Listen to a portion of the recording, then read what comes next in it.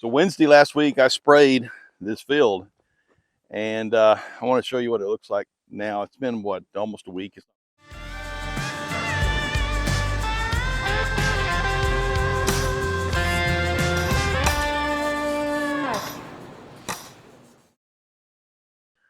Not sure how this is going to pick up on camera. This really close, you can see how yellow it is now compared to the green that it was. This is what a healthy plant looks like that hasn't been sprayed. And then this is a mesquite that has been sprayed. You can see all the yellowing of the leaves, and it's starting to just, it's basically starting to soak into the plant. So this takes about a year. You have to let this stuff settle on the plant for about a year. You can't just come in here and spray it and then shred it down a month or two later. You can't do that. You have to wait. It literally has to sit out here for about a year for that poison or the herbicide to actually soak into the plant. But that's what's going on. I'm going to spray some more. I got a little area right here that I missed. You look on the other side, you see I actually started from the other side by the tree line over there, started spraying this direction, but I missed this little area right here. So I'm gonna have to come back in and start spraying that. And that's what I'm actually getting ready to do, is start spraying that. And then I have another little section to spray. Shouldn't take real long today, but that's what I gotta do, start spraying this stuff.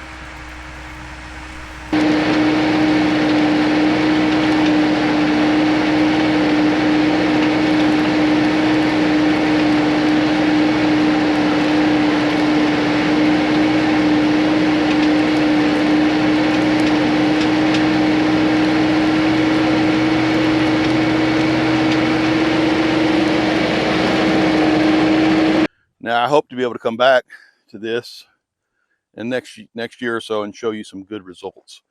Don't know yet, but I'm hoping that's what we're gonna be able to come back and show you some good results. Like I said, the two-edged sword spraying this stuff, especially on the leaf spray. If I could, it's a lot better to mechanically just dig this stuff, dig all the roots out of it and call it done. But right now, I'm trying to weaken it as much as possible before I put the ripper in here. It'll be a little while. I really need to let this set for a while and watch it, see how much of this I can kill before I actually stick that ripper in the ground. Then we'll start digging roots.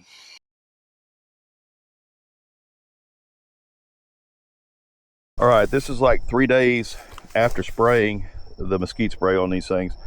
You can see the leaves are starting to turn yellow, and that's a good sign. You can see some of the leaves in here are still green, but they should start turning yellow. I can see some stress. Like right in here, I'm starting to see a little bit of stress, but these leaves are definitely starting to turn yellow. Like I said, there's a two-edged sword here. You can get too much spray on these things, and in the last video I mentioned that, and or previous videos where I was spraying this stuff, you can get too much spray on it and you can make them drop the leaves too quickly, or you can get not enough spray on it. It'll turn the leaves yellow, but it won't kill the plant.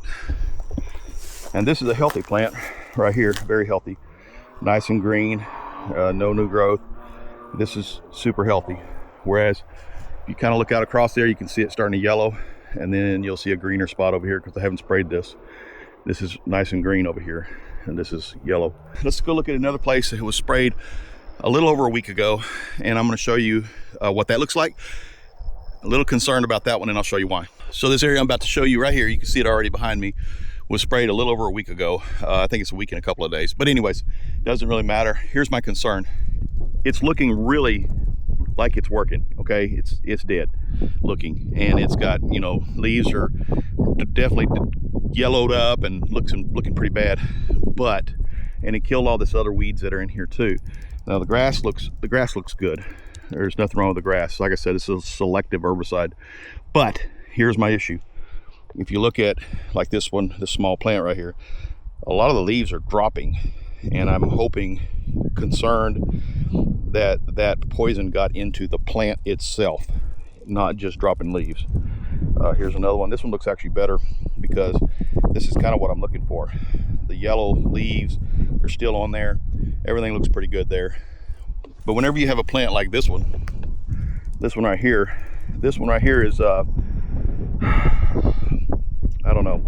You can see all the leaves have fallen off of this area right here. All of them leaves have fallen off here. Same thing here.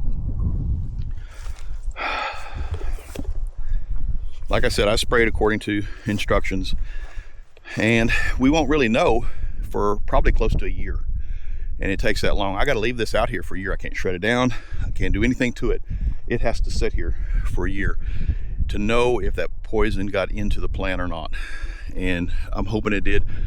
I will say that a leaf spray is nowhere near as effective as maybe tilling it under and then running the ripper through it and all that kind of stuff. It's nowhere near that effective. But it's also nowhere near as effective as basil spraying, which I have a lot to do in another place. Our pins areas up here need to have several of the mesquites. We're gonna cut them off and then stump spray them. But that's a problem that we're having right now, is getting rid of more of this mesquite. And it's just a problem here in Texas, down here in Central Texas. It's a real problem. And mesquites are just, oh my word, I hate them. And I'm sure you guys up in the northern areas are dealing with some other thorny plant that just takes over and just makes a mess out of things. So one of the problems I've been dealing with is with my trailer. You know, they don't make anything like they used to. Nothing. I don't care what it is. It just seems like every time you buy something or you have something, they skimp somewhere. And on these big trailers, a lot of times I think they skimp on the wood. So, and the way they put them together. If you look right here, my boards are coming up.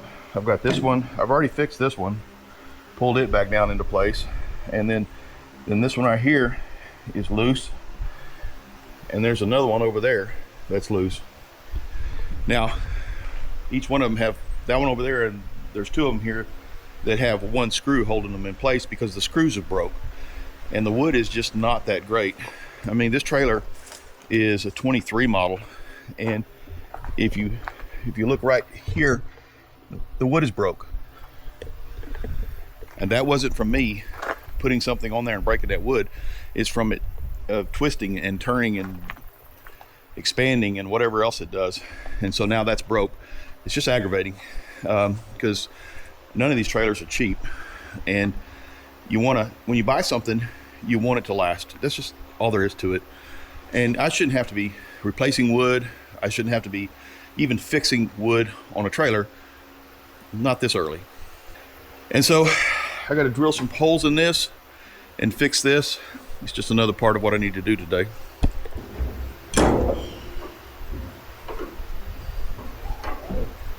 Also, have you priced screws lately? It's ridiculous.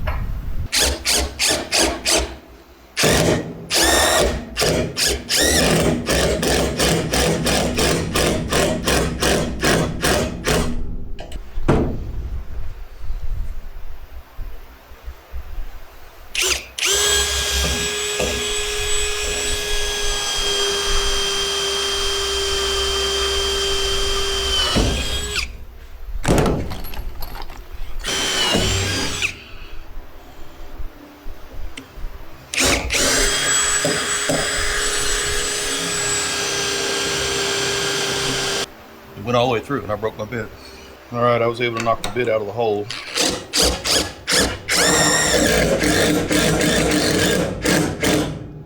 Could we just make the trailers a little bit better? A little bit better?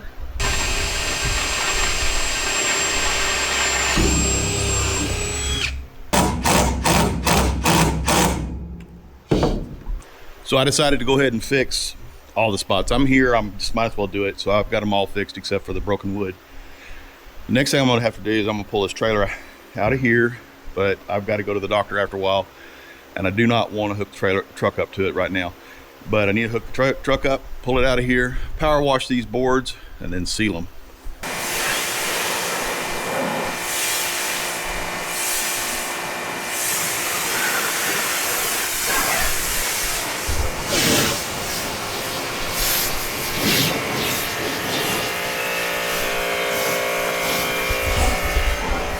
Yeah, we're gonna get it power washed now. I got a little extra help to get it done. I think that looks a lot better. Now we just gotta do the whole trailer.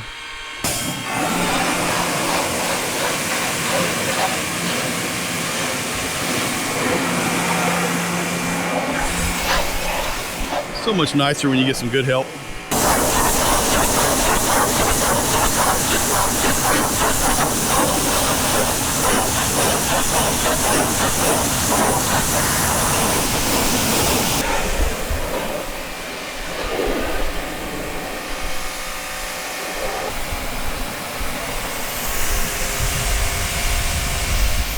Slowly but surely, it's getting there.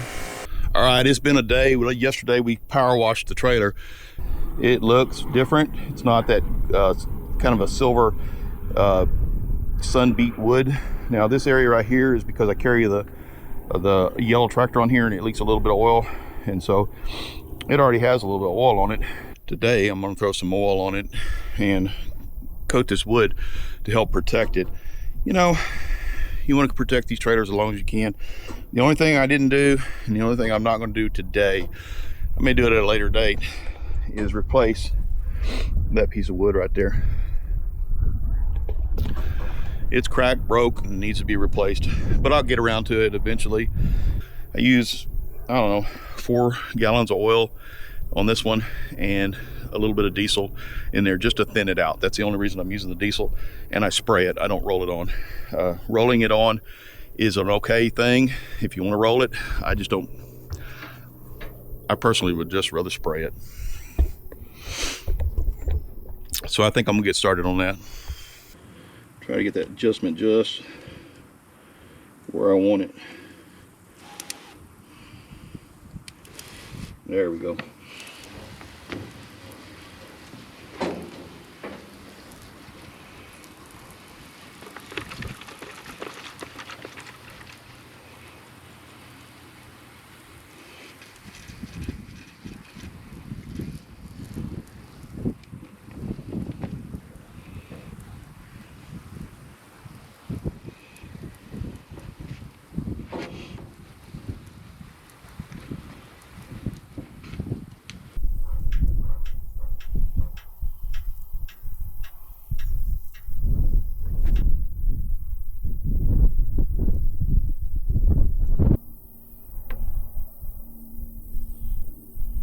All right, we finished spraying the trailer deck.